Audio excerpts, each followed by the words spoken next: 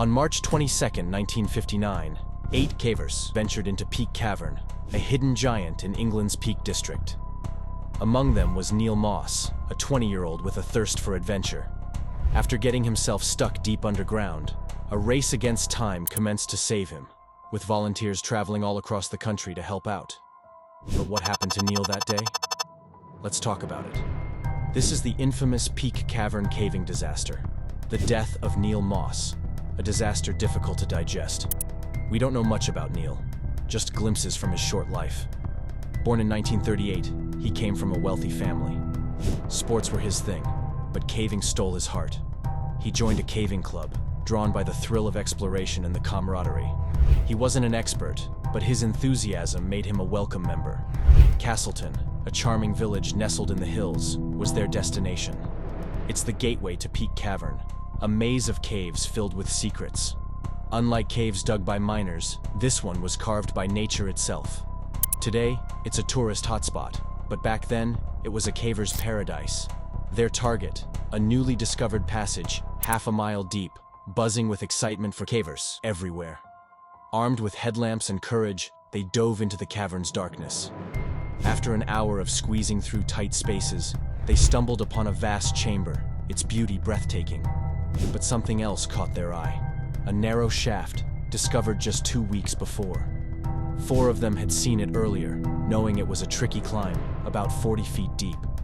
They lowered a long ladder, just in case it went deeper. It was time for someone to go down. Who would be brave enough? The answer, etched in caving history, would change everything. We'll explore that choice and its consequences next, unraveling the mystery of Neil Moss and that fateful day in Peak Cavern. Standing tall at 6 feet but slender in build, Neil bravely volunteered to be the first one to descend the newly discovered shaft within Peak Cavern. The passage twisted and turned away from vertical descent for about 12 feet, then tightened in a sharp twist before tilting downwards for another 10 feet. Finally, it dropped straight down for 18 feet. Neil carefully navigated his way down, but after reaching a depth of around 40 feet, he encountered small boulders blocking his path. The section he was in was incredibly narrow, confining, and claustrophobic. To move the rocks out of the way, Neil was forced to contort his body into an awkward position. Unfortunately, while doing so, he accidentally jammed the ladder beneath him, effectively trapping himself between the shaft wall and the ladder. Unable to budge an inch, he remained stuck in the darkness, helpless to free himself. After struggling for about 30 minutes, Neil gave up trying to escape on his own. He called out to his companions above, "Hold on, chaps. I seem to be stuck fast. Can't move a muscle." He then asked them to lift the ladder while he held on, which they attempted. They managed to move him a few inches, but the ladder got jammed once again, forcing them to explore other options. Fortunately, there was no panic at this point. The cavers above started the standard rescue operation by lowering a rope into the shaft. In Neil's mind, he wouldn't be stuck for long. The group lowered the rope, and Neil secured it around his body. The cavers then began pulling him up, but the sharp corners within the shaft caused the rope to snap after just a few seconds. Undeterred, they tried again, lowering a different rope. This time, they managed to pull Neil up about 2 feet before the second rope also snapped. Panic started to set in for Neil. Some of the cavers left to seek additional help, and within hours, volunteers from across England converged on Peak Cavern, determined to free the trapped Neil. Hundreds of volunteers, along with the RAF, police, and even the Navy, joined the rescue efforts. However, just a few hours after Neil became trapped, the rescuers encountered another unforeseen challenge. Due to Neil being firmly stuck, the already limited air circulation within the shaft was completely cut off.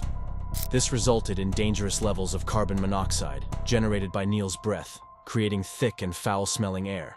Neil started losing consciousness, even asking the rescuers at one point if they'd like to take a break for food. It was evident that time was running out. Experienced cavers were sent down the shaft to reach Neil Moss, but one by one, they were driven back by the toxic air, some even losing consciousness themselves. One volunteer, Ron Peters, managed to reach Neil and tie a full rope around him, but this further restricted Neil's breathing, forcing Ron to retract the rope and retreat. Neil, trapped and alone in the suffocating darkness, knew rescue wouldn't be simple. But little did he know the lengths his fellow cavers, and soon the entire nation, would go to bring him back. News of his predicament spread like wildfire. From nearby villages, seasoned cavers known for their courage and ingenuity rushed to Peak Cavern. They brought ropes, oxygen masks, even makeshift stretchers, determined to navigate the treacherous shaft. But the descent was brutal. The tight passage, barely wider than a shoulder, twisted and turned, clawing at their claustrophobia. The foul air, thick with Neil's exhalations, stung their lungs and blurred their vision. One by one, they emerged, defeated, gasping for fresh air, their eyes red-rimmed and stinging. The RAF, notified of the situation, flew in oxygen cylinders and specialized equipment. Police cordoned off the area, keeping curious onlookers at bay. Even the Navy, with their expertise in confined spaces, dispatched divers to explore the flooded passages of the cave, hoping for an alternate access point. As hours bled into days, desperation mounted. Ron Peters, a local caver known for his daring rescues, volunteered. He descended, equipped with a full face mask and a lifeline. He reached Neil, finding him weak and disoriented, but securing him with a rope further restricted his breathing, forcing Ron to retreat, heartbroken. Doctors on the surface, using makeshift tools, fashioned a tube to pump oxygen down the shaft. The air quality improved slightly, but Neil's responses grew fainter. The plan became audacious. If someone could reach him and endure the air, they would break his collarbone, creating enough space to extract him. But the volunteers who attempted it, even the legendary bully, were forced back, overcome by the noxious fumes. Time was the enemy. With each passing hour, Neil's chances dwindled. The emotional toll on the rescuers was immense. The cavers, who had entered the cave with camaraderie and hope, now emerged burdened by guilt and despair. Some questioned the tactics, blaming miscalculations and poor decisions. The media, initially sympathetic, shifted its tone, questioning the risks and the ethics of a seemingly impossible rescue. Yet, the spirit of camaraderie wouldn't be extinguished. Volunteers continued to pour in, offering their expertise, their equipment, even their prayers.